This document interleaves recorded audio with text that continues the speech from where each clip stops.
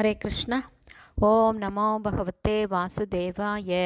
நாராயணம் நமஸ்கிருத்யம் நரம் சைவ நரோத்தமம் தேவீம் சரஸ்வதீம் வியாசம் ததோ ஜெயம் உதீரயேத். நஷ்டப்பிராயேஷு அபத்ரேஷு நித்யம் பாகவத சேவையாம் பகவதி உத்தமஸ்லோகே பக்திர்பவதி நைஷ்டகி.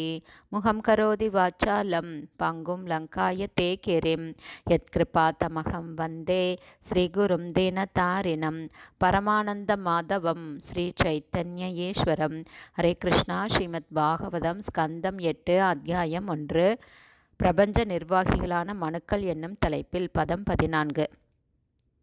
அதாக்ரே ரிஷயக Karman ஈகந்தே அகர்மஹேத்தவே ஈகமானோ he புருஷக பிராயோ அநீகாம் பிரபத்யதே. ஹரே கிருஷ்ணா. இதோட டிரான்ஸ்லேஷன் அண்ட் பர்பட் பார்த்துருக்கோம். பேலன்ஸ் இப்போ பார்க்கலாம். டிரான்ஸ்லேஷன்.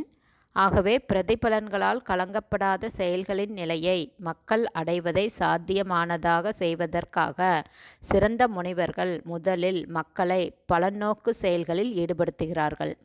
ஏனெனில் சாஸ்திர விதிகளுக்கேற்ப ஒருவன் செயல்பட துவங்கினாலன்றி முக்தி நிலையை அல்லது பிரதிபலன்களை ஏற்படுத்தாத செயல்களின் நிலையை அவனால் அடைய முடியாது. பர்பட் பை ஷில பிரபாத். ஜெய் ஷில பிரபாத்.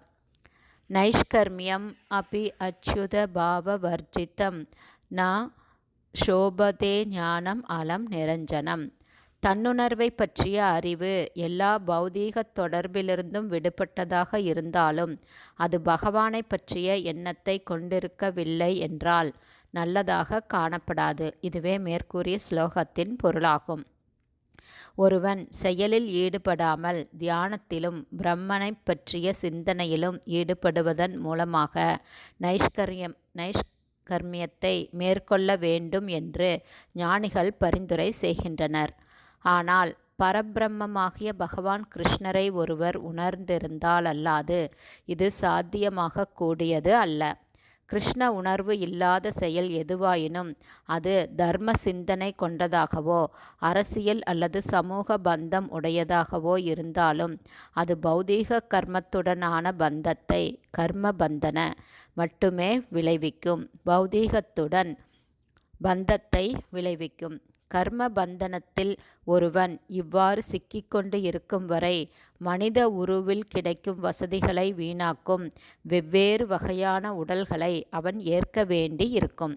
எனவே ஸ்ரீமத் பகவத்கீதையில் 6ஆம் அத்தியாயம் 3வது பதத்தில் கர்மயோகம் பரிந்துரைக்கப்பட்டுள்ளது.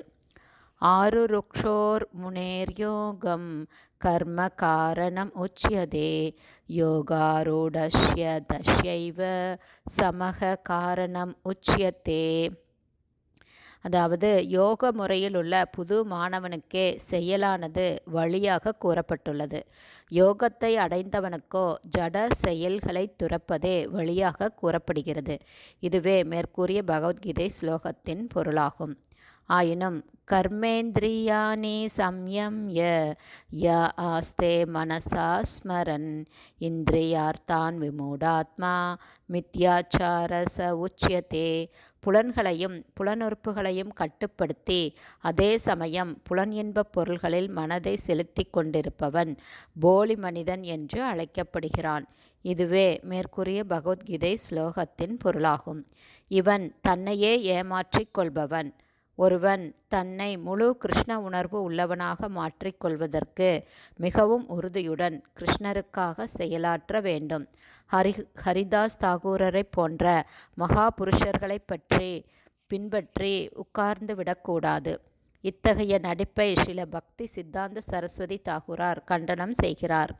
அதாவது அவர் கூறியது, துஷ்ட மனக துமி கிஷோ வைஷ்ணவ பிரதிஷ்டார தரே நிஸ்ஜனேர கரே தவஹரி நாம கேவல கைதவ.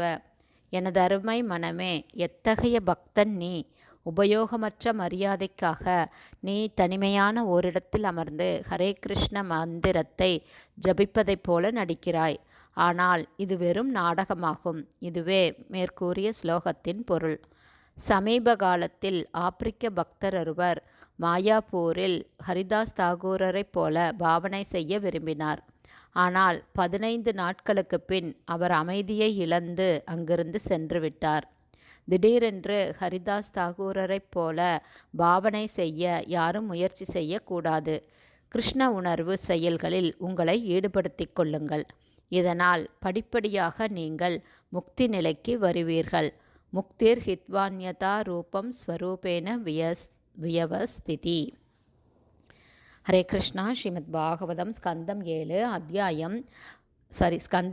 அத்தியாயம் 1 பிரபஞ்ச நிர்வாகிகளான மனுக்கள் என்னும் தலைப்பில் பதம் 14 ஸ்ரீல பக்திவேதாந்த சுவாமி பிரபுபாதாவின் விளக்க உரை இத்துடன் நிறைவடைந்தது. ஹரே கிருஷ்ணா. ஸ்ரீல குருதேவ்க்கு ஜெய். ஸ்ரீல பிரபுபாதுக்கு ஜெய்.